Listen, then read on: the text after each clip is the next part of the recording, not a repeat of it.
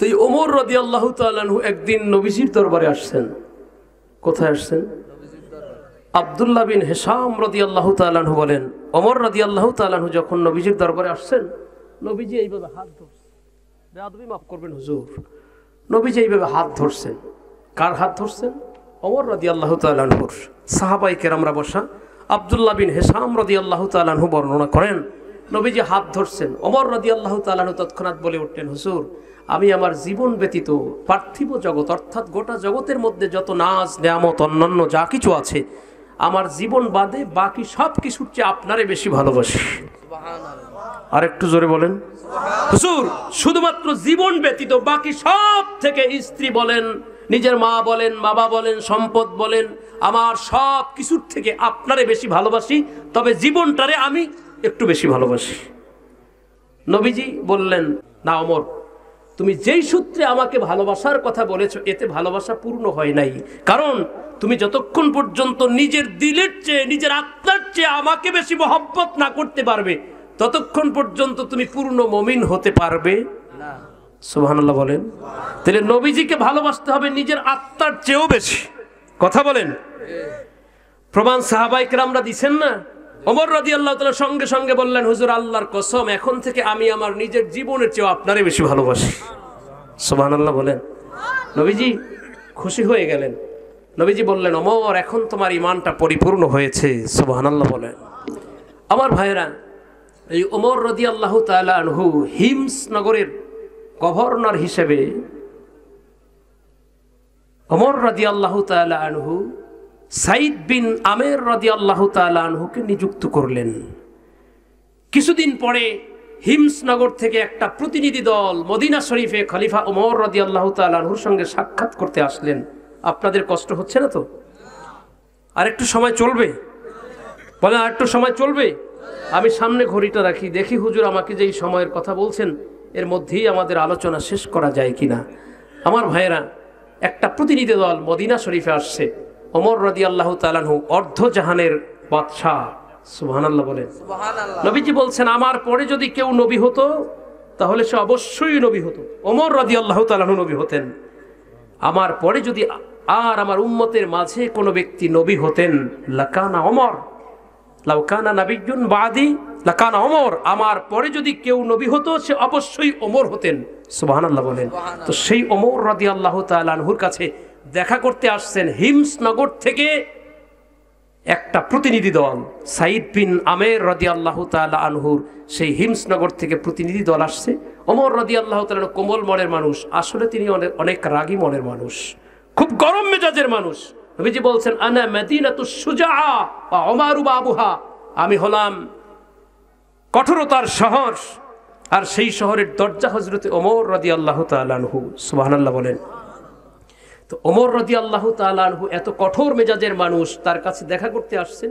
তিনি খুব নরম খোশ মেজাজে কথাবার্তা বলতেছেন, শুনতেছেন, আদান প্রদান চলতেছে। তারা বলতেছে, খলিফা নীরব হয়ে শুনতেছেন, আবার খলিফা যখন বলেন তারা নীরব হয়ে শোনেন। এক পর্যায়ে খলিফা ওমর রাদিয়াল্লাহু তাআলা আনহু বললেন, শোনেন, আপনারা আসছেন হিমসনগর থেকে, বাইতুল মালের চাবি তো আমার কাছে, আপনাদের দেশের কিছু দরিদ্র মানুষের একটা লিস্ট চার্ট আমাকে দেন, আমি কিছু সাহায্য আপনাদের দেশের জন্য পাঠাবো। সুবহানাল্লাহ বলেন। কি পাঠাবো? সাহায্য পাঠাবো। লোকজন বসছে, খলিফা বলছেন, দেশের অভাবী কারা কারা। এটা পক্ষপাতিত্ব না, নিজের দলের মানুষগুলারে সব লেখে নাই, নিজের দল আর বিদল নাই। আমাদের দেশে তো যখন যেই দল ক্ষমতায় থাকে সেই দলের লোকজন যারা আছে এরা সব সুযোগ সুবিধা ভাতাদি সব পায় এরা, অন্য দলের মানুষ আজীবন বঞ্চিত। কথা বলেন ঠিক কিনা? কিন্তু হিমসনগরের মানুষ নিজেদের দলের আর বিরোধী দলের এইটা ভাগাভাগি করে নাই। দেশের একান্ত গরিব যারা, তাদের একটা লিস্ট তারা তৈরি করতে গিয়া কয়েকজন মানুষের নাম লেখার পরেই তারা লিখতে বাধ্য সাইদ বিন আমের, এই নামটাও লিখছে। তিনি হলেন ওই দেশের গভর্নর, মনে করেন সিটি কর্পোরেশনের মেয়র, এরকম একজন ক্ষমতাধর ব্যক্তি। তিনি গরিব মানুষের লিস্টের আয়ত্তাধীন। সুবহানাল্লাহ বলেন। ওনার কি গরিব হওয়ার কথা? মদিনার ধনভাণ্ডারের চাবি যেমন ওমর রাদিয়াল্লাহু তাআলা আনহুর কাছে, হিমসনগরের ধনভাণ্ডারের চাবিও তো সাইদ বিন আমের রাদিয়াল্লাহু তাআলা আনহুর কাছে।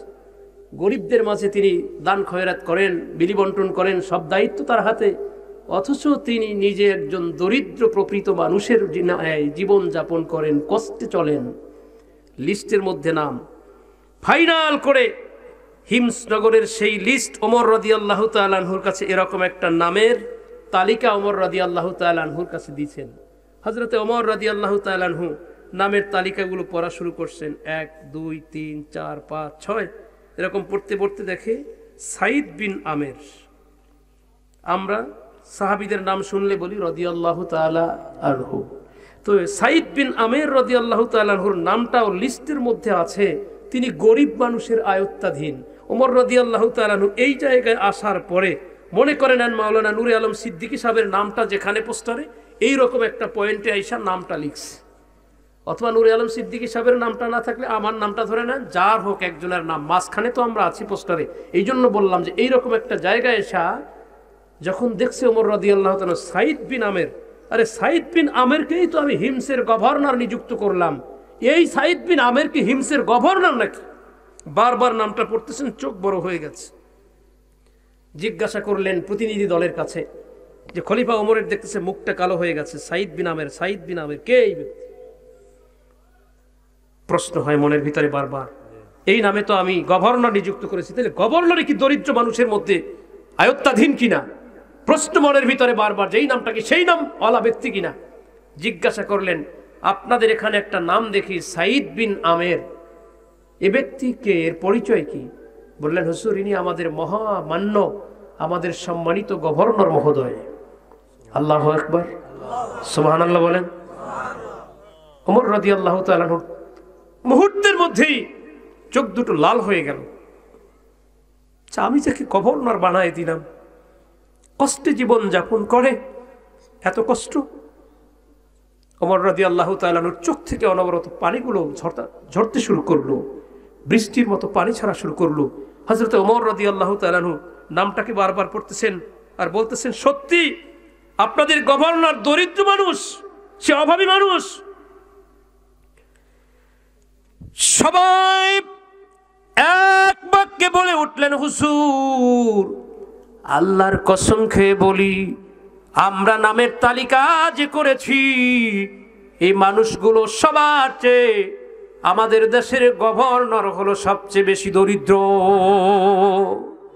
সবচেয়ে বেশি কষ্টে জীবন যাপন আমাদের দেশের ভিতরে যার, তিনি হলেন আমাদের গভর্নর সাইদ ইবনে আমের রাদিয়াল্লাহু তাআলা আনহু। ওমর রাদিয়াল্লাহু তাআলা আনহু বাইতুল মাল নামের ধনভাণ্ডার থেকে তাদের জন্য সাহায্যের বিশাল একটা স্তূপ তাদের সামনে আইনা জমা করলেন। আর 1000 দিরহামের একটা পুটলি আলাদা কইরা ওমর রাদিয়াল্লাহু তাআলা আনহু চোখের পানি বিসর্জন দিয়া দিয়া বললেন, তোমাদের গভর্নর কষ্ট করে দিন যাপন করে এই 1000 দিরহাম নিয়া আমি ওমরের পক্ষ থেকে তোমাদের গভর্নরকে তোমরা দিবা।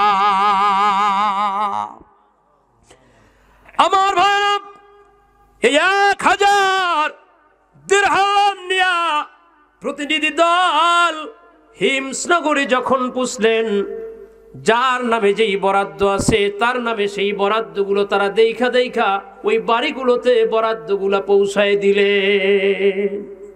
আর আমাদের দেশে আমাদের নামে বরাদ্দ আসে, কবে আসে, কোন জায়গা দিয়ে কে খায় আমরা কেউ জানি না, আছে কি না? নাম আছে, টাকা নাই। বিধবা ভাতা আছে অনেক মায়ের নামে, ওই বিধবা মহিলা জানেই না যে তার নামে কোনো ভাতা আছে, আছে কিনা বলেন? বেকার ভাতা আসে, বেকার ভাতা কে খায়, কোন জায়গা দিয়ে কোন সচ্ছল মানুষে খায় আল্লাহই ভালো জানে, আছে না এরকম? কিন্তু ওমর রাদিয়াল্লাহু তাআলা আনহুর শাসন আমলে হিমসের মানুষগুলা গিয়া লিস্ট ধইরা ধইরা যার নামে যেই বরাদ্দ ওমর দিছে সব তাদের বাড়িতেই পৌঁছায় দিচ্ছেন। সুবহানাল্লাহ বলেন। তারা ভালো মানুষ ছিল না, আমরা ভালো মানুষ? আমাদের দেশের মেম্বার চেয়ারম্যান সবাই তো খারাপ না, ভালো আছে। আপনাদের চেয়ারম্যান সাহেব মনে হয় ভালো। জনগণের নামে, মসজিদের নামেও যদি গম আসে, এই মসজিদের কাম সারাইতে গেলে অর্ধেক চেয়ারম্যানের না দিলে কাজ হয় না। আছে কি না? আছে? আপনাদের দেশে নাই বইলেন না, তাইলে আমার আবার ক্ষতি হইল। না না নাই বইলেন না, বইলেন না। মেম্বারে যদি কোনো রকম কিছু পায়, রাস্তায় যদি কোনো রকম স্যাংশন হইতারে, রাস্তায় ঢালাই দিতে গিয়ে বাঁশ দিমু, রডার দিতাম না, বাঁশ দিমু কঞ্চি কঞ্চি সুন্দর কইরা, বাঁশের মতো রডের মতো চিকন কইরা, এরপরে বাঁশ দিয়া রাস্তা ঢালাই দিব। আছে না?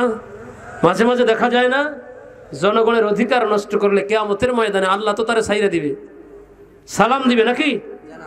যার জন্য যা আনছে সব তার বাড়ি পৌঁছায় দিয়েছে, একটাও অন্যের বাড়িতে দেয় নাই। আত্মীয় বলে, হুজুরে আমার আত্মীয় হয় অথবা আমার পরিচিত, এর বাড়ির পোট্টাটা একটু ঘুরাই দিলাম, অমুকের জন্য আনছিলাম যেটা সেইটা বড়, আমি যেহেতু নিজে আনছি, আমার আত্মীয় হয় হুজুরে, হুজুরের বাড়িতে বড়টা দিয়ে দেয়, ওনার বাড়িতে ছোটটা দিয়ে দেয়, আনছি তো আমি কষ্ট কইরা। কিন্তু তারা তা করে নাই, যার নামে যেইটা বরাদ্দ সেইটা তার বাড়িতেই পড়ছে।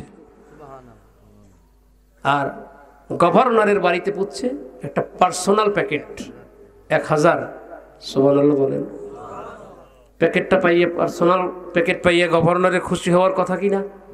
বলেন খুশি হওয়ার কথা কিনা? পাওয়া মাত্র মনে হয় যেন আসমানটা ভেঙে তার মাথায় পড়ছে। খুশি হবে তো দূরের কথা, তিনি পেরেশান, এত পাগলের মতো হয়ে গেছেন। ভাইয়ের আমার, গভর্নর সাইদ বিন আমের রাদিয়াল্লাহু তাআলা আনহু এই বরাদ্দ পাওয়ার পরে চোখ বড় হয়ে গেছে, চোখ লাল হয়ে গেছে, চিন্তা মাথার ভিতরে ঘুরঘুর করতেছে, মনে মনে চিন্তা করতেছেন এই বরাদ্দ আমি আবার মদিনায় এই লোকগুণ দিয়ে পাঠায় দিব। মনে মনে চিন্তা করেন, খলিফা আমার জন্য পাঠিয়েছেন, যদি আমি ফেরত দেই তাহলে খলিফার ইজ্জত ছোট হয়ে যায়, প্রেরণ করা যাবে না, পাঠানো যাবে না, রেখে দেই, যা কিছু হওয়ার হবে। তিনি পেরেশান চিন্তায় ঘরের মধ্যে গিয়া বারবার পরে ইন্না লিল্লাহি ওয়া ইন্না ইলাইহি রাজিউন, চোখ থেকে অনবরত পানি ঝরতেছে। ঘরের মধ্যে গিয়া নিজের স্ত্রীর কাছে গিয়া বারবার ইন্না লিল্লাহি ওয়া ইন্না ইলাইহি রাজিউন পড়ে। স্ত্রী বলে, স্বামী গো, মদিনা থেকে একটা প্রতিনিধি দল এসেছে, কি সংবাদ? আপনার পেরেশানি দেখে মনে হয় আমাদের খলিফা কি দুনিয়ার থেকে বিদায় হয়ে গেছেন কিনা। গভর্নর ডাক দিয়ে বলেন, বিবি গো,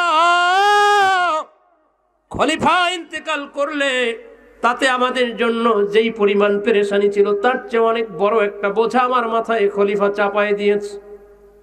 মানুষ মারা যাবে, দুনিয়ায় যারা আসছেন চলে যাবে একদিন, খলিফাও চলে যাবেন, আমরাও তো চলে যাব, এমনটা না, বরং খলিফা এমন একটা বিষয় আমার মাথায় চাপিয়ে দিয়েছেন, আমি তার ভার বহন করতে পারতেছি না, এজন্য আমি এভাবে পেরেশান, এভাবে ব্যতিব্যস্ত হয়ে গেছি। অপ্রাণের স্বামী, যেই বোঝা বহন করা আপনার জন্য কষ্টদায়ক, আপনি আমার সাথে একটু বলবেন নি, আমি দেখি আপনার এ ব্যাপারে কোনো সহযোগিতা করতে পারি কিনা। স্বামী ডাক দিয়া বলেন, অবশ্যই বলবো, বলার জন্যই তোমার কাছে এসেছি। বললেন, কি এমন আপনার কাছে খলিফা বোঝা পাঠিয়েছে বলেন? বললেন, খলিফা আমার মনের অবস্থা জানেন না, তাই বলে আমার দিনহীন জীবন যাপনের কথা শুনে আমার জন্য 1000 দিরহাম প্রেরণ করেছেন। আমি এই 1000 দিরহাম পাইয়া এখন মনে মনে বড় পেরেশান, এগুলো আমি কি করব? স্ত্রী ডাক দিয়ে বলেন, স্বামী কি করতে চান? বললেন, তুমি তো জানো আমি কষ্টে জীবন যাপন করাটাই পছন্দ করি, কম খাওয়া পছন্দ করি, মাঝে মাঝে না খেয়ে থাকি, তবুও আমার দেশের মানুষ ভালো থাকুক এটা পছন্দ করি। অগো স্বামী, আমরাও তো অত্যন্ত কষ্টে আছি, যা দিয়েছেন তো ভালো হয়েছে।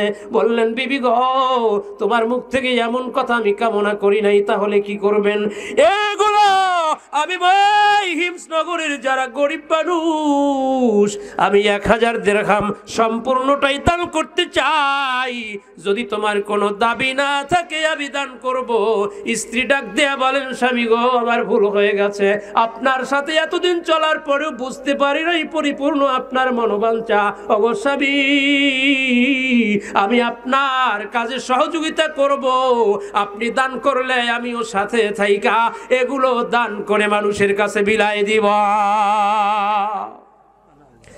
আমার ভাইরা সারাদিন দুজন মিলে দান করতে করতে সন্ধ্যার সময় 1000 দিরহাম যখন দান করলেন, হযরতে সাঈদ বিন যায়েদ, হযরতে সাঈদ বিন আমের রাদিয়াল্লাহু তাআলা আনহু শুকরিয়া আদায় করে আল্লাহর দরবারে বললেন, আলহামদুলিল্লাহ, আমি এখন আল্লাহর দরবারে কৃতজ্ঞ, আমি এখন শুকরিয়া আদায় করলাম, আমার মাথার থেকে বোঝা চলে গেছে। এই ঘটনার কয়েকদিন পরে তাৎক্ষণিকভাবেই হযরতে ওমর রাদিয়াল্লাহু তাআলা আনহু হিমসনগরে চলে আসছেন। মদিনা শরীফ থেকে ওমর রাদিয়াল্লাহু তাআলা আনহুর সঙ্গে বেশ কয়েকজন প্রতিনিধি দল আসছেন। ওমর রাদিয়াল্লাহু তাআলা আনহু হিমসনগরে গিয়ে বসছেন, জনগণের সাথে দেখা করতেছেন, সবার কুশল বিনিময় জিজ্ঞাসা করতেছেন, হাল জিজ্ঞাসা করতেছেন, আপনাদের কার কি অবস্থা বলেন, জনগণের কি অবস্থা। আপনারা হিমসনগরের গভর্নর নিযুক্ত হওয়ার পরে সাঈদ বিন আমের আপনাদের কারো উপরে কি অত্যাচার করে কিনা, নিজের লোকজনদেরকে সুযোগ সুবিধা বেশি দেয় কিনা, নাকি বিরোধী দলে যারা তাদের প্রতি কোনো অত্যাচার করে। সবাই এক বাক্যে বলে, নির্বাচিত হয়ে চেয়ারম্যান, সে কোনো দল চিনে না, নিজের দলের মানুষের কাছে নিজে যেমন গ্রহণযোগ্যতা, অন্য মানুষদেরকেও বুকে সেইভাবেই টাইনা নেয়। দলের মানুষের সুযোগ সুবিধা বেশি, ব্যবসা বাণিজ্য করবে, বাকিরা এদেশে থাকতে পারবে না, এই নীতি অবলম্বন করেন না। বরং আমাদের গভর্নরের চরিত্র হলো, আমরা এই গভর্নরকে পাওয়ার পরে সবাই আমরা নীরবে নিবৃতে যার যার কাজগুলো করতে পারতেছি, তিনি না খেয়ে থাকেন, আমাদের প্রত্যেকের ঘরে খবর নিয়ে খাবার পৌঁছায় দা।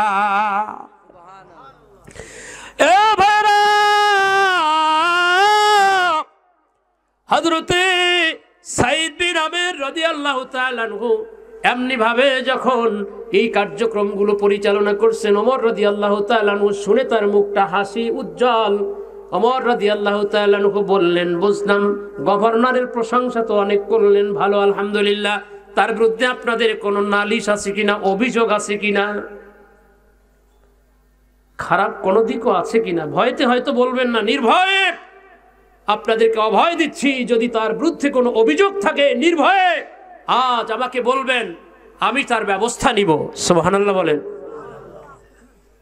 ভালো দিকও আছে, খারাপ দিকও তো কিছু থাকতেই পারে, স্বাভাবিক। হযরতে ওমর রাদিয়াল্লাহু তাআলা আনহু বললেন, আপনারা কেউ ভয় পাবেন না, আপনাদের গভর্নর, তাই বলে আপনারা কোনো বিষয়ে নির্যাতনের শিকার গোপন করবেন প্রয়োজন নাই। আমি তো নিজে আসছি মদিনা শরীফ থেকে, অতএব আমি হলাম এখন অর্ধজাহানের বাদশা, আমার নিযুক্ত, সে যদি গভর্নর হয়ে আপনাদের কারো উপরে জুলুম করে থাকে তার সমুচিত বিচার আমি করব, আপনারা নির্ভয়ে সব আমাকে খোলামেলা বলেন। সুবহানাল্লাহ বলেন। অভিযোগ, কয়েকজন মানুষ বলল, হুজুর গভর্নরের বিরুদ্ধে আমাদের 3টা অভিযোগ আছে।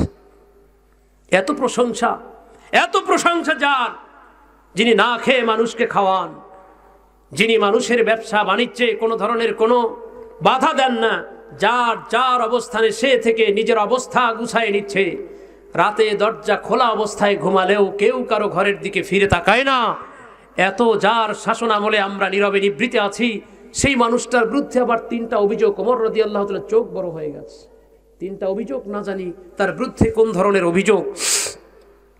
ওমর রাদিয়াল্লাহু তাআলা আনহু অভিযোগগুলো বললেন যে, আপনাদের কি অভিযোগ? বলে, হুজুর আমাদের গভর্নর প্রতিদিন অফিসে আসে একটু বিলম্ব করে। 1 নম্বর অভিযোগ। কি করে? অফিসে আসে দেরি করে।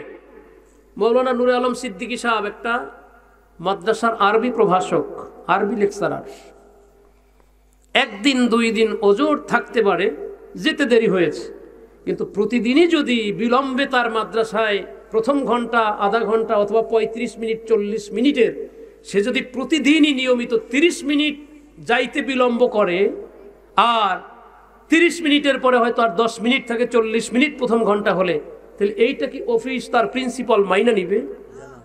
তার বিরুদ্ধে একটা মহা অভিযোগ দায়ের হয়ে গেছে, সে ক্লাসে ফাঁকি দেয়। তো গভর্নরের এত প্রশংসা, কিন্তু প্রত্যেকটা দিন সে অফিসে যায় বিলম্বে, এটা একটা অভিযোগ তার বিরুদ্ধে। নম্বর 2, রাত্রে যদি সে ঘরে ঢুকে যায়, 1000 মানুষ কিয়া ভিড় করে তাকে ডাকাডাকি করলে সে আর সাড়া দেয় না। নম্বর 3 নম্বর অভিযোগ হলো, সে ব্যক্তি মাসিক ছুটি যেটা সাপ্তাহিক ছুটি এখন তো আপনাকে 2 দিন হুজুর, সপ্তাহে ছুটি কয়দিন এখন? 2 দিন। তো আগে মনে করেন ছুটি তো ছিল, আমরা যখন লেখাপড়া করছি তখন ছিল মাত্র 1 দিন, শুক্রবার। এখন শুক্রবারের সাথে যোগ হয়েছে শনিবার। গভর্নরের বিরুদ্ধে অভিযোগ কয়টা? সবাই বলেন। ওমর রাদিয়াল্লাহু তাআলা আনহু গভর্নরের বিরুদ্ধে 3টা অভিযোগ ডাক দিলেন। গভর্নর মহোদয় সাঈদ ইবনে আমের রাদিয়াল্লাহু তাআলা আনহু আসছেন সামনে, আসামি তিনি, তারা বাদী। সবাই এক পাশে বসা, গভর্নর এক পাশে বসা।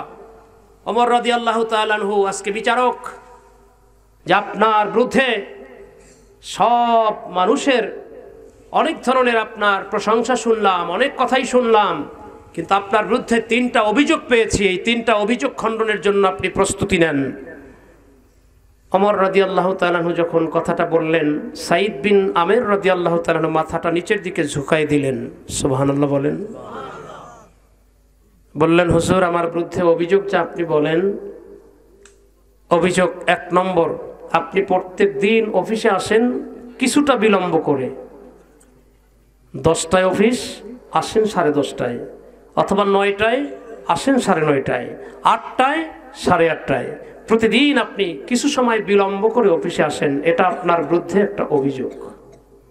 খণ্ডন করেন কেন? নিজের দলীয় লোক, এই সাধারণ 3টা অভিযোগ, এ তো এমনিতেই মাফ করে দেওয়ার কথা। এগুলো কি জিজ্ঞাসা করার মতো কোনো অভিযোগ? এর চেয়ে কত বড় বড় অভিযোগ মার্ডার কইরা তাই তো ছায়া পেয়ে যায়। আর এই সাধারণ 3টা অভিযোগের জন্য আজকে হিমসের গভর্নর ওমর রাদিয়াল্লাহু তাআলা আনহু সাহেব, তিনি অভিযুক্ত, তিনি এই 3টা প্রশ্নের জবাব দিবেন। মামলা দায়ের হয়েছে সাধারণ জনগণের পক্ষ থেকে, আর সেই মামলার মূল্যায়ন করতে বলছেন অর্থজাহানের বাদশা হযরতে ওমর ফারুক রাদিয়াল্লাহু তাআলা আনহু। সুবহানাল্লাহ বলেন। আমাদের জনগণের তো কোনো মূল্যই নাই। কথা বলেন, জনগণের মূল্য আছে? আরে ভাইরা, একবার ভোট দিতে গেছি, দুঃখের কথা আর কি করব, ভোট দিতে গেছি। ভোট দিতে যাওয়ার পরে আমি বললাম যে দেখেন, আমি তো আসছি অমুকের ছেলে, অমুক নাম আমার ভোটটা আমি দিতে আসছি। কয় হুজুর ভোটটা আপনার দেওয়া শেষ হয়েছে। তো আমি চিন্তা করলাম যে আমার দাদাই তো মরছে বহুত বছর আগে, দাদার আমি দেখি নাই। তো আমাদের বাপ দাদার বংশীয় একটা তালিকা থাকে না আলাদা। তো আমি দেখলাম যে বড় ভাই, দেখি বড় ভাইয়ের ভোটটা মাশাআল্লাহ দেওয়া শেষ। কোন সনের কথা তা বলবো না, বড় ভাইয়ের ভোট দেওয়াও শেষ। তো এরপরে দেখি আমার বাপ দাদার নামের তালিকার উপরে আমার দাদা তো মরছে বহুত বছর আগে, দাদার ভোটটাও দেওয়া শেষ হয়ে গেছে। দাদা জীবিত নাই, মরছে বহুত আগে, এ দাদার ভোটও একজন দিয়ে আসছে। কবর থেকে আইয়া দিল নি আল্লাহই ভালো জানে। আর হিমসনগরের গভর্নর আজকে অভিযুক্ত হয়ে বসছেন এমন সাধারণ 3টা বিষয় নিয়ে, যা আমাদের দৃষ্টিতে তো শোনার পরে খুব একটা বেশি অভিযোগ। এটা গভর্নরের বিরুদ্ধে, এটা কিসের অভিযোগ? থানার ওসি প্রত্যেক দিন অফিসে কয়টায় আসে, তার অধীনস্থ যারা, তারা কি হিসাব নেওয়ার ক্ষমতা রাখে? মাদ্রাসার প্রিন্সিপাল প্রতিদিন যদি আধা ঘন্টা, 1 ঘন্টা, 2 ঘন্টা পরে আসে, সহকারী শিক্ষকরা হুজুর জিজ্ঞাসা করতে পারেন আপনারা কেন দেরিতে আসলো? জিজ্ঞাসা করার সুযোগ নাই। গভর্নরের বিরুদ্ধে অভিযোগ দিছে সাধারণ জনতা, আম জনতা, আপনারা জনগণ যারা, তারা অভিযোগ দিছেন। এই অভিযোগে ওমর রাদিয়াল্লাহু তাআলা আনহু এজলাসে বসে তাকে জিজ্ঞাসা করতেছে, আপনার বিরুদ্ধে 3টা অভিযোগ খণ্ডন করতে প্রস্তুত হন। তিনি ওখানে বসা, আর এপাশে তার অধীনস্থ, তার ওই এলাকার সাধারণ জনগণ, তাদের অভিযোগ। 1 নম্বর অভিযোগ বলেন, তারা বলল অফিসে প্রতিদিন একটু করে বিলম্বে আসে, আমরা এর কারণ জানতে চাই। একটু সুবহানাল্লাহ বলে। গভর্নর সাঈদ বিন আমের রাদিয়াল্লাহু তাআলা আনহু শোনার পরে চোখের পানিগুলো ছেড়ে দিলেন। বললেন, আমিরুল মুমিনিন, আল্লাহ পাকের কসম খেয়ে বলি, আপনি যদি অর্ধজাহানের বাদশা না হতেন, আর যদি আমার বিরুদ্ধে আজকে তারা অভিযোগ দায়ের না করত, আল্লাহর কসম খেয়ে বলি, আমি কেন বিলম্বে আসি কোনোদিন কারো কাছে এটা প্রকাশ করতাম না। কিন্তু যেহেতু সাধারণ জনতা আমার বিরুদ্ধে অভিযোগ দায়ের করেছে, এখন যদি তাদের কথার জবাব দিতে গিয়ে আমি এই অভিযোগ খণ্ডন না করি, তাদের মনের ভিতরে আমার সম্বন্ধে একটা খারাপ ধারণা থেকে যাবে। আমিরুল মুমিনিন, যেই কারণে বাধ্য হয়ে আমি এই অভিযোগ আপনার সামনে খণ্ডন করতে বাধ্য হচ্ছি, নতুবা আমি কখনোই আপনার সামনে এর মূল তথ্য প্রকাশ করতাম না। ওদের মনের ভিতরে একটা খারাপ ধারণা থেকেই যাবে, কেন আমি প্রতিদিন অফিসে বিলম্বে আসি। আমিরুল মুমিনিন শোনেন, আমাকে আপনি গভর্নর নিযুক্ত করেছেন। আমি আমার স্ত্রী ঘরের মধ্যে আমার স্ত্রীর কাজের জন্য কোনো কাজের বুয়া রেখে দিতে পারি নাই। আমার স্ত্রী আর আমি দুজনে মিলে ভোরবেলা চাকরিতে আমি নিজে গমগুলো পিষে পিষে আটা তৈরি করি, আমি নিজে কাজে সহযোগিতা করি। এরপরে খামিরা তৈরি করতে পানি দিয়া নিজে মাখায় খামিরা তৈরি করি। আমি আটা দিয়া রুটি ভাজা এবং রুটি বেলা, এই সব কাজগুলোতে আমার স্ত্রীর সহযোগিতা প্রতিদিন আমাকে করতে হয়। কাজের বুয়া ঘরে নাই। অধীনস্থ যারা বাড়ির কর্মচারী যারা, তাদের খাবার প্রস্তুত করতে, ঘরের মানুষের খাবার প্রস্তুত করতে আমি কোনো কাজের মানুষ রাখতে সামর্থ্য রাখি না। যেই কারণে আমি এই কাজগুলো আমার স্ত্রীর সাথে সহযোগিতা করে আসতে আমার জন্য বিলম্ব হয়। আমিরুল মুমিনিন, আমি নিজে কোনো কাজের বুয়া ঘরের মধ্যে রাখতে পারি না। আমার স্ত্রীর কাজে সহযোগিতা করার জন্য আমার আসতে বিলম্ব হয়।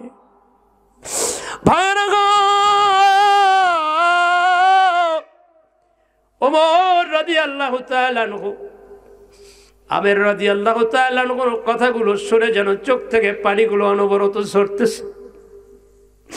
আল্লাহর কাছে শুকরিয়া,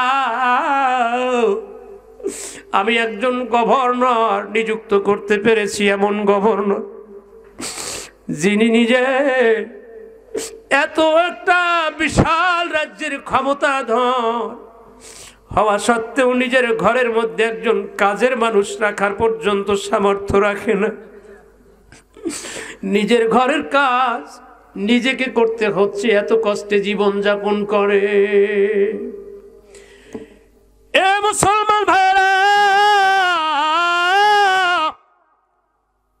কুমিল্লাবাসী ভাইরা, হযরত ওমর রাদিয়াল্লাহু তাআলা আনহু বললেন, অহিংসের জনগণ, দ্বিতীয় অভিযোগ এইবার আপনারা বলুন। 2 নম্বর অভিযোগ হলো, আমাদের গভর্নর যদি ঘরের মধ্যে আইসা একবার ঢুকে যান, আমাদের হাজারো অভিযোগ নিয়ে আমরা তার দরজার সামনে আসলে সে আমাদের অভিযোগ শোনার জন্য ঘরের দরজা খুলে বের হয় না।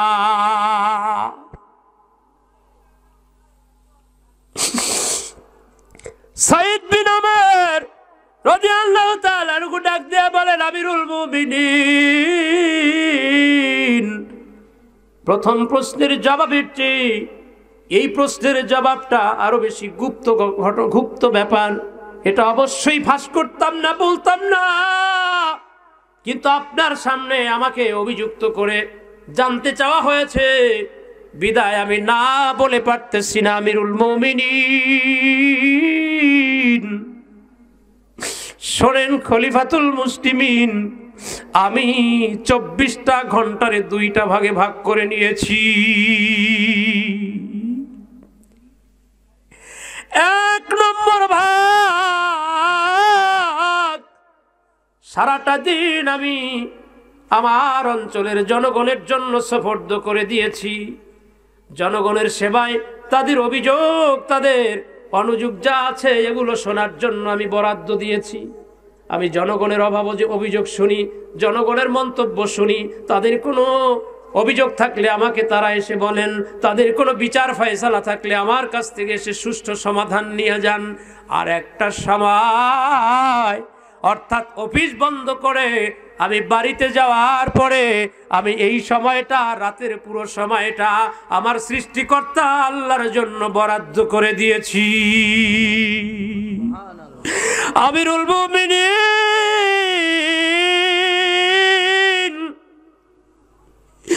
দুনিয়ার মানুষের সময়টার থেকে আমি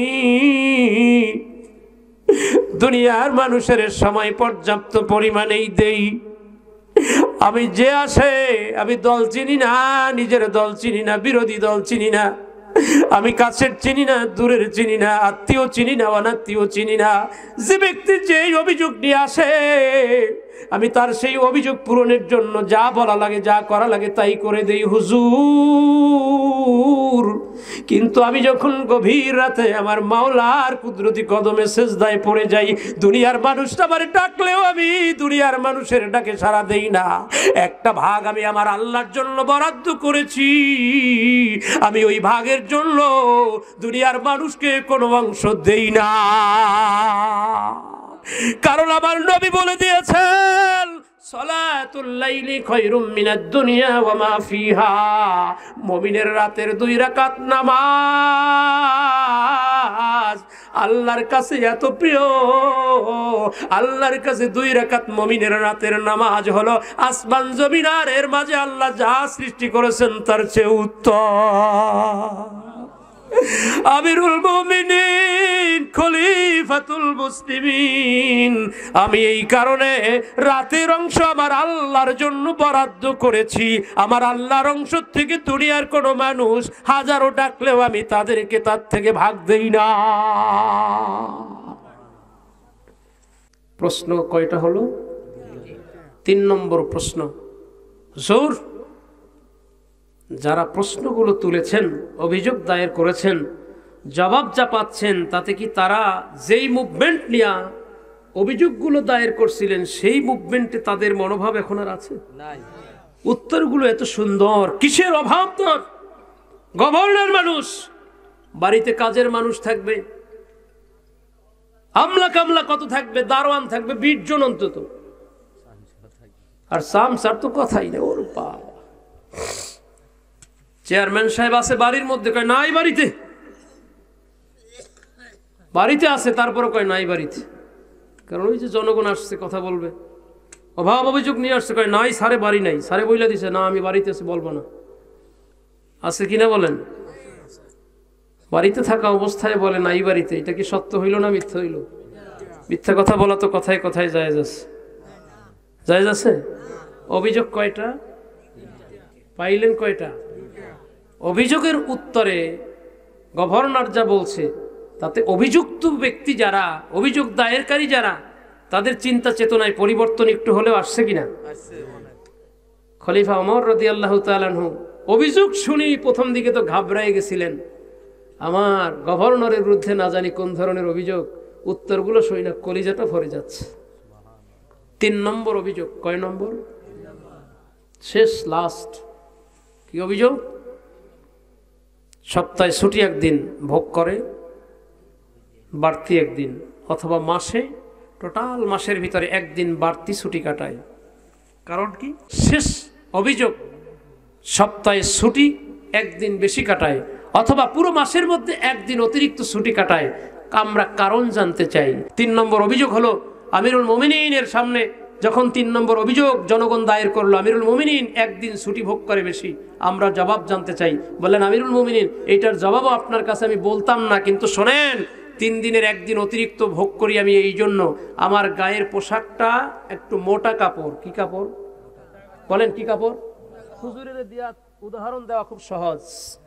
হুজুরের গায়ের যেই আবাটা, এটা সৌদির আবা, কিন্তু এত ভারী, এটা যদি আজকে রাত্রে গিয়া হুজুরে ধোয়, আগামীকালকে যদি জুমা হয়, তাহলে জুমার নামাজ কি এইটা দিয়ে আর পড়ানোর সম্ভাবনা আছে? একদিনে কি শুকাইবে? যত রোদ থাক, রোদে দিলেও একদিনে এই কাপড়টা অন্তত শুকায় না। এইরকম ভারী একটা কাপড় হিমসের গভর্নর গায়ে দিয়া পুরো মাস চলাফেরা করে। আমিরুল মুমিনিন, এই কাপড়টা আমি মাসে একবার ধৌত করি, আর একবার ধৌত করলে মোটা হওয়ার কারণে একদিনে শুকায় না, যে কারণে একটা দিন আমি অফিস করতে পারি না, অতিরিক্ত একদিন আমাকে নিতে হয়। ওমর রাদিয়াল্লাহু তাআলা চোখ থেকে টলমল করে পানিগুলো ঝরতে শুরু করলো। বললেন, তোমাদের অভিযোগগুলো তোমরা তো জবাব পাইলা, আমি আল্লাহর কাছে শুকরিয়া আদায় করি, এমন একজন গভর্নর আমি ওমর যে নিযুক্ত করতে পেরেছি, আমার আজকে কলিজাটা ভরে গেল। সুবহানাল্লাহ বলেন। যে তোমাদের অভিযোগের বিরুদ্ধে তিনি যেই কথাগুলো জবাব হিসেবে দিলেন, এগুলো শুনে আল্লাহর কাছে আমি শুকরিয়া আদায় করতেছি। সুবহানাল্লাহ বলেন। সম্মানিত সুধী, আল্লাহ যেন আজকের কথাগুলো আমাদেরকেও আমলের তৌফিক দান করেন।